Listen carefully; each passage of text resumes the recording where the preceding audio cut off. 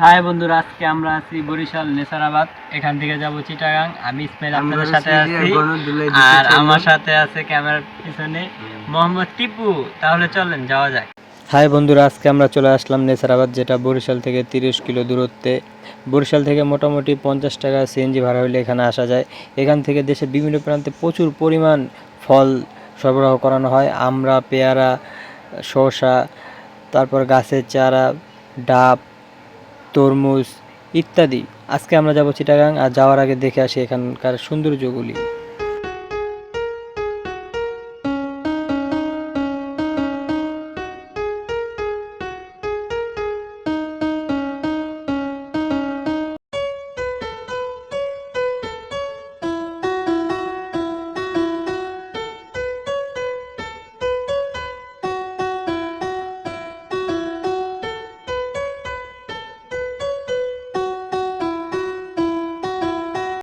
এখানকার নীরব ন্যাচারাল সৌন্দর্যগুলি, যেগুলো ভাষায় প্রকাশ করার মতো না। আর এখানকার মানুষদের সাথে কথা বলছি, এনারা অনেক ভালো। কথায় বলা হয় 10-এর লাঠি 1-এর বোঝা, কিন্তু এখানে দেখছি 1-এর লাঠি 10-এর বোঝা। কারণ অল্প কিছু মানুষ পরিশ্রম করে অনেকগুলো মানুষের মুখ পর্যন্ত অন্ন পৌঁছাইতেছে। এনারা সকালে উঠা সারাদিন পরিশ্রম করে গাছ থেকে ফল পাড়ার পর সেগুলো বস্তায় ভইরা ট্রলারে পারাপার করার মাধ্যমে সেগুলো গাড়িতে উঠাইতেছে, আর এগুলি চলে যাচ্ছে চিটাগং। এছাড়াও এনারা দেশের বিভিন্ন প্রান্তে এগুলি সরবরাহ করে থাকে। এখান থেকে প্রচুর পরিমাণ পণ্য দেশের বিভিন্ন জায়গায় রপ্তানি হয়। চিটাগং রিয়াজউদ্দিন বাজার যাওয়ার পরে হয়তো এগুলো মানুষ ক্রয় করবে, ক্রয় করে শুধু জানবে এতটুকু যে এগুলো বরিশালের, কিন্তু এগুলোর পিছে কত মানুষের পরিশ্রম লুকিয়ে আছে সেগুলি জানার চেষ্টা কিন্তু কেউ করবে না। তাহলে শেষমেশ আমাদের গাড়ি লোড হয়ে গেল। এখানে আছে 7,000 কেজি। আমরা এগুলো নিয়ে যাব চিটাগং রিয়াজউদ্দিন বাজার। পথে কি কি সমস্যার সম্মুখীন হতে পারি সেগুলো আপনাদের সামনে উপস্থাপন করব। তাহলে চলেন যাওয়া যাক। ঢাকা বরিশাল যে রাস্তাটা, সেই রাস্তাটা মোটামুটি একটু চড়া আছে, সেখান দিয়ে যেতে তত একটা সমস্যা হয় না। কিন্তু নেসারাবাদ থেকে আমাদের হাইওয়ে পর্যন্ত উঠতে মোটামুটি কষ্ট হয়ে যাচ্ছে, কারণ এই রাস্তাটা খুবই ছোট। 15 ফিটের মতো একটা গাড়ি আসলে আরেকটা গাড়ি বাম পাশে স্লো করে তারপর সাইড দেওয়া লাগে। যেহেতু গাড়িতে প্রচুর পরিমাণ মালামাল আছে, যদি মাটিতে চাক্কা পড়ে হয়তো চাক্কাটা মাটিতে গাড়া যাওয়ার সম্ভাবনা থাকে। সেই কারণে আমাদের একটু বুঝে শুনে যেতে হবে। আর আকাশ যেহেতু মেঘলা ভাব, টিপ টিপ বৃষ্টি পড়ছে, একটু সচেতনভাবে যাওয়া উচিত। এখানে আমরা লোহার ব্রিজ পার হচ্ছি।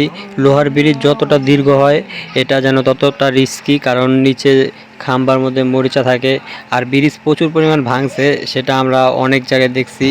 আর এই লোহার ব্রিজে 2 গাড়ি একসাথে উঠলে গাড়ি পাস হয় না, সেজন্য দূরে একটা দেখছেন যে 16-15 বা 18 কিলোমিটার একটা গাড়ি দাঁড়ায় আছে। যদি আমি ব্রিজটা পার হই তাহলে উনি প্রস্তুতি নেবে ব্রিজ পার হওয়ার জন্য। আর 2 গাড়ি একসাথে যদি আমার পিছে পিছে আসে এটা ভাঙার সম্ভাবনা থাকে, তাই পিছনের গাড়িটা সিগন্যাল দিয়ে আমরা একটা পার হচ্ছি, তারপরে পিছের গাড়িটা আসবে। ওই পারে দেখছি আমরা বরিশাল ক্রেডিট কলেজ। তাহলে বুঝতেই পারছেন আমরা হাইওয়ে রাস্তা আশা করছি।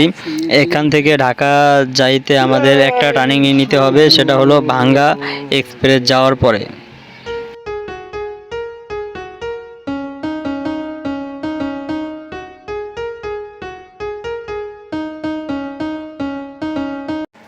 বরিশাল এয়ারপোর্ট, যেটাকে রহমতপুর বলা হয়, আমরা রহমতপুর ফুয়েল পাম্পে গাড়ি ব্রেক দিলাম, কারণ ফুয়েলটা ট্যাঙ্কি লোড করে নিতে হবে। যেহেতু রাস্তা প্রায় 500 কিলো আমাদের অতিক্রম করতে হবে, সেজন্য ঠিকঠাকভাবে ফুয়েলটা নিয়ে নিতে হবে। আর চাক্কাগুলি কী অবস্থা সেটাও দেখতে হবে। চলার পথে 100% ফোকাস এই চাক্কার মধ্যে দিতে হয়, কারণ এই চাক্কা প্রচুর রিস্কি। যদি লম্বা সময় চলে তাহলে চাক্কা ফাটার সম্ভাবনা থাকে গরম হয়ে। আমরা যে রাস্তায় দেখি যে ট্রাক বা পাশে দাঁড়া থাকে, ডান পাশে দাঁড়া থাকে, সেগুলো শুধু এই চাক্কা ঠান্ডা করার জন্য দাঁড়া থাকে। 7,000 কেজি মালামাল নিয়ে নর্মালি 100 কিলোর মতো গাড়ি চলে। 100 কিলোর পরে কিছুটা গরম হয়, তারপরে সেটা আধা ঘন্টা রেস্ট নিয়ে নিলে তখন কিন্তু চাকাগুলো ঠান্ডা হয়ে যায়। কিন্তু এখানে সমস্যাটা হলো পিছনে 2 চাকা দেখেন, 2 চাকা থেকে 1 চাকা যদি হাওয়া কম থাকে বা 1 চাকা যদি রানিংয়ে লিক হয়, লিক হলে তো বোঝার সুযোগ নেই। 1 চাকা যদি হাওয়া না থাকে, অন্য 1 চাকার উপর প্রেশার পড়ার পরে চাকাটা বাস্ট হওয়ার সম্ভাবনা থাকে। এই জন্যই জায়গায় জায়গায় দাঁড়ায় চাকাগুলি চেক দেওয়ার প্রয়োজন হয়। আমরা চলে আসলাম ভাঙ্গা এক্সপ্রেস। এখান থেকে 4 রাস্তার মোড় এটা, একটা খুলনা, একটা ঢাকা, একটা বরিশাল, একটা ফরিদপুর। ঢাকা নর্মালি ডান দিকে যেতে হয়, কিন্তু আমাদের বায়ে টার্নিং নিয়ে ডানে যেতে হবে। ডানে যাওয়ার পরে কিন্তু সোজা যাত্রাবাড়ি যাওয়ার পরেই আমাদের আবার বিকল্প রাস্তা ধরতে হবে।